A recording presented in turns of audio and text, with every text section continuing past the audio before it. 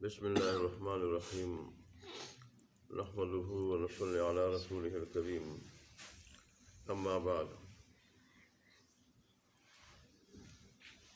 اس حدیث کا عنوان رسول اللہ صلی اللہ علیہ وسلم کا قریش کو دعوت اسلام دینا.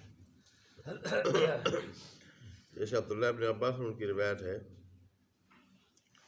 کہ جب یہ آیت اتری وَأَنذِرْ عَشِيرَتَكَ الْأَقْرَبِينَ تو رسول اللہ صلی اللہ علیہ وسلم صفا پہاڑی جو خانہ کعبہ کے قریب ہے اس پہ چڑھے اور وہاں قریش کی جتنی شاخیں تھیں سب شاخوں کو نام بنام پکارا. اور جب وہ ساری کی ساری شاخیں اور ان کے لوگ جمع ہو گئے تو رسول اللہ صلی اللہ علیہ وسلم نے فرمایا کہ اگر میں کہوں کہ پیچھے جنگل میں ایک لشکر اترا ہے اور وہ تم پہ حملہ آور ہونے والا ہے، یا بعض روایت میں اس پہاڑی کے پیچھے ایک لشکر ہے وہ تم پہ حملہ آور ہونے والا ہے، تو کیا تم میری بات کا یقین کر لو گے؟ تو اس پہ سب نے کہا، بیک زبان کہا کہ بالکل. ہم نے ہمیشہ تجربے سے آپ کو سچا پایا، تجربے سے ہم نے آپ کو صادق امین پایا تو ہم یقین کر لیں. تو اس پہ رسول اللہ صلی اللہ علیہ وآلہ وسلم نے فرمایا کہ پھر تم یہ کلمہ پڑھ لو اور اس کا اقرار کر لو، اس پہ ایمان لے آؤ کہ لا الہ الا اللہ، اللہ کے سوا کوئی عبادت کے لائق نہیں، تم کیا کامیاب ہو جاؤ. اس عذاب کے آنے سے پہلے جو عذاب اترنے والا ہے اور میں اس کو اترتے دیکھ رہا ہوں اور جس کا مجھے خوف ہے، ڈر ہے، اس عذاب کے آنے سے پہلے اس کلمے کو پڑھو، اس پہ ایمان لے آؤ. تو اور بعض روایات میں، یہ تو بخاری مسلم دونوں کی حدیث ہے، متفق علیہ اس کو کہا جاتا ہے. بعض روایات میں بھی ہے کہ رسول اللہ صلی اللہ علیہ وسلم نے فرمایا کہ میری مثال اس شخص کی ہے کہ جب اس کو پتہ چلے کہ میری قوم پر کوئی لشکر حملہ آور ہونے والا ہے اور وہ پھر پہاڑی کی طرف دوڑتا ہے، پہاڑی کی طرف، کہ میں وہاں سے اپنی قوم کو اطلاع کر دوں اس لشکر کی اطلاع کر دوں کہ وہ لشکر کہیں نقصان نہ پہنچا دے، لیکن پھر اس ڈر سے کہ کہیں میرے پہنچنے سے پہلے وہ حملہ آور ہو جائے تو وہ راستے میں چیخنا چلانا شروع کر دے. تو اللہ تبارک و تعالیٰ عذاب بھی ایسا جلدی آنے والا میں اور اترتے ہوئے میں دیکھ رہا ہوں.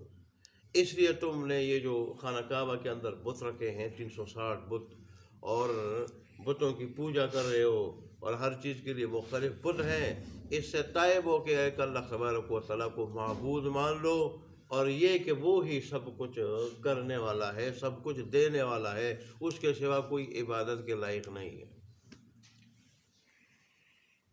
تو اس سے یہ بات سمجھ میں آئی کہ انسان اصلاح کرے تو ابتدا گھر سے کرے، پہلے تو اپنے آپ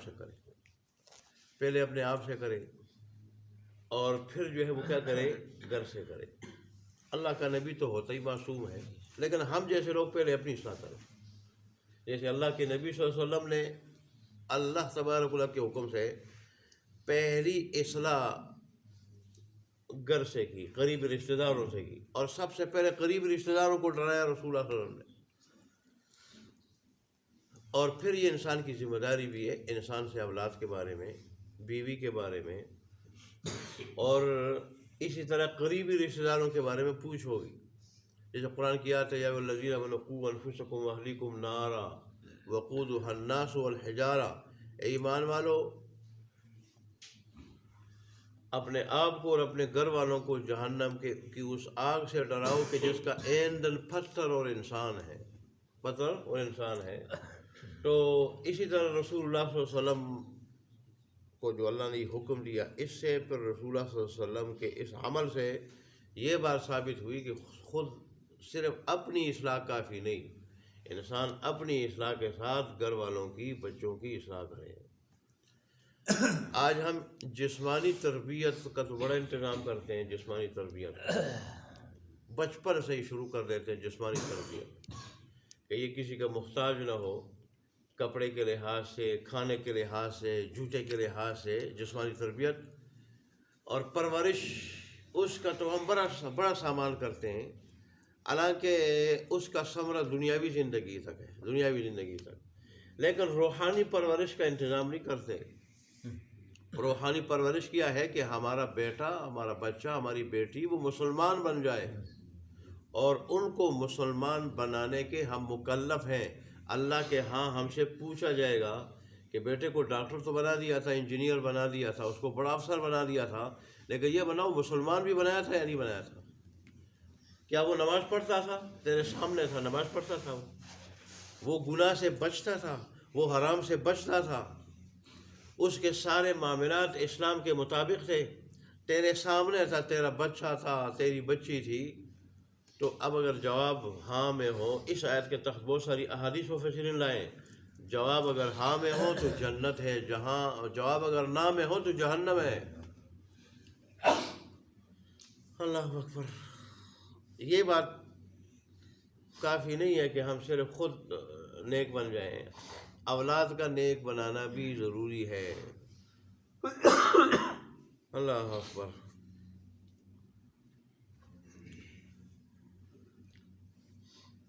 جیسے لا تقتلوا اولادکم خشیۃ املاق، خوف کے اور فاقے کے ڈر سے، اس کے فاقے کے ڈر سے اپنی اولاد کو قتل مت کرو، فاقے کے ڈر سے۔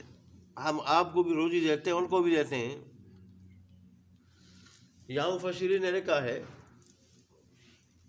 کہ اللہ تبارک و تعالیٰ نے تو جسمانی قتل سے منع کیا ہے، جسمانی قتل سے، کہ یہ بہت بڑا جرم ہے، اور تم اگر بھوک کے ڈر سے انہیں قتل کرتے ہو تو یاد رکھنا تمہیں بھی ہم دیتے ہیں، انہیں بھی ہم دیں گے۔ تو علماء فرماتے ہیں کہ روحانی قتل اس سے بھی بڑا خطرناک ہے، روحانی، کہ اولاد کی تربیت نہ ہو۔ یہ جو 7 سال کی عمر سے لے کے بلوغ تک تربیت کا حکم ہے، 7 سال، کیوں؟ یہ بچپن کا دور ہے۔ اسی دور سے لے کے بلوغ تک بچہ جیسے بھی بن جائے پھر ایسا ہی رہتا ہے، ایسا ہی رہتا ہے۔ ہم تو بالغ ہونے تک کچھ نہیں کہتے، ہم کہتے چھوٹا ہے، ابھی چھوٹا ہے، نماز نہیں پڑھتا تو ہم کہتے خیر ہے، اگر وہ کوئی غلط کام کرتے ہیں ہم کہتے خیر ہے، کوئی گانے سنتا ہے، کچھ اور کام کرے خیر ہے، بچہ ہے۔ اور پھر جب وہ اسی طرح کوڑا بڑا ہو جائے، بالغ ہو جائے، اور پھر ظاہر ہے وہ پھر بے دین بھی ہوتا ہے، پھر نافرمان بھی ہوتا ہے، بد اخلاق بھی ہوتا ہے، پھر بے نمازی بھی ہوتا ہے، پھر ہم اس کو مسلمان بنانے کی اور سیدھا کرنے کی کوشش کرتے ہیں، پھر سیدھا ہوتا نہیں ہے۔ تو ظاہر ہے جو دور تھا، جو وقت تھا اس کو مسلمان بنانے کا، اس میں ہم نہ بنا سکے۔ ہر چیز کا وقت ہوتا ہے، لیکن اس کے دودھ پینے کا بھی وقت ہے، 2 سال، اس کے بعد دودھ پلانا بھی جائز نہیں ہے، اور اس دوران اگر کسی عورت کا دودھ پیے تو حرمت رضاعت ثابت ہو جاتی ہے۔ ایسے ہر چیز کا ایک دور، ایک وقت ہوتا ہے۔ تو دینی تربیت کا اور روحانی تربیت کا بھی ایک وقت ہے، وہ 7 سال سے لے کے بلوغ تک، بالغ ہونے تک۔ اور اس دور میں بچے کو جیسے بنایا جیسا بن جاتا ہے۔ یہ جو عورتوں کے اوپر آج کل تو ہم مسلمانوں کی بھی ایک فضا چلی ہے کہ جہاں مرد ملازمت کرتے ہیں وہاں عورتیں بھی کرتی ہیں، حالانکہ عورت کو قرآن کا حکم ہے وَقَرْنَ فِي بُيُوتِكُنَّ، اور تم ٹکی رہو گھروں میں، قرآن کا واضح حکم ہے۔ اور اللہ نے اس کے سارے خرچے مرد پہ ڈال دیے۔ کیوں؟ احادیث کو بھی دیکھیں، حدیث کی روشنی میں عورت کی ذمہ داری اولاد کی تربیت کرنا ہے، اور پھر ماں کی جو گود ہے یہ پہلی درسگاہ ہے، اس میں وہ جیسے بن جائے تو ایسے ہی بن جاتا ہے، وہ ماں کے ساتھ رہتا ہے۔ تو اللہ نے تربیت اس کے ذمہ لگائی، اور گھر کے کام اس کے ذمہ لگائے، گھر کا نظام چلانا اس کے ذمہ لگائے۔ تو اللہ نے جو ذمہ لگایا وہ تو عورتیں کرتی نہیں ہیں، اور جس سے اللہ نے منع کیا تھا اسی کا ارتکاب ہو رہا ہے۔ تو میں نے بہت سارے گھروں کو دیکھا، اور لوگ آتے رہے ہیں کئی فتوے لینے کے لیے، کوئی مسائل پوچھنے کے لیے، ایسے لوگ پھر مصائب کے اور پریشانیوں کے، بے سکونی کے شکار ہوتے ہیں۔ اگرچہ ساری عورتیں وہ ملازمت کر رہی ہیں، کما رہی ہیں، مرد کما رہے ہیں، لیکن پھر پھر بھی سکون نہیں، اطمینان نہیں، لڑائی جھگڑا ہے، تو ظاہر ہے جن بچیوں کی تربیت ماں کی ذمہ داری تھی اس نے تربیت نہیں کی، پہلے اسکول میں ڈالا اور جسمانی تربیت وہ انتظام تو کیا لیکن روحانی تربیت اور اس کو مسلمان نہیں بنایا، روحانی تربیت نہیں کی، دینی تربیت نہیں کی، والدین کے کیا آداب ہیں، پڑوس کے کیا آداب ہیں، اور بڑوں کے کیا آداب ہیں، وہ چیز نہیں سکھائی، نماز نہیں سکھائی، روزہ نہیں سکھایا، تو بڑا کورا بڑا ہو کے اس نے تو پھر کیا کرنا ہے، بے سکونی کا ذریعہ بننا ہے۔ تو اللہ نے اس کی ذمہ داری کیا لگائی تھی؟ اولاد کی تربیت، گھر کا نظام چلانا، اس نے وہ چھوڑا اور باہر نکلی۔ اور مرد کا یہ کام تھا باہر کے کام کاج کرنا اور اس کے ساتھ ساتھ اپنی اولاد کی تربیت کرنا، گھر والوں کی تربیت کرنا، یہ ذمہ داری ہے۔ اس کو ہم پوری کریں گے تو اللہ تبارک و تعالیٰ کے یہاں سرخرو ہوں گے، نہیں کریں گے تو پھر اللہ کے ہاں پکڑ ہوگی۔ اللہ تبارک و تعالیٰ ہمیں عمل کرنے کی توفیق عطا فرمائے۔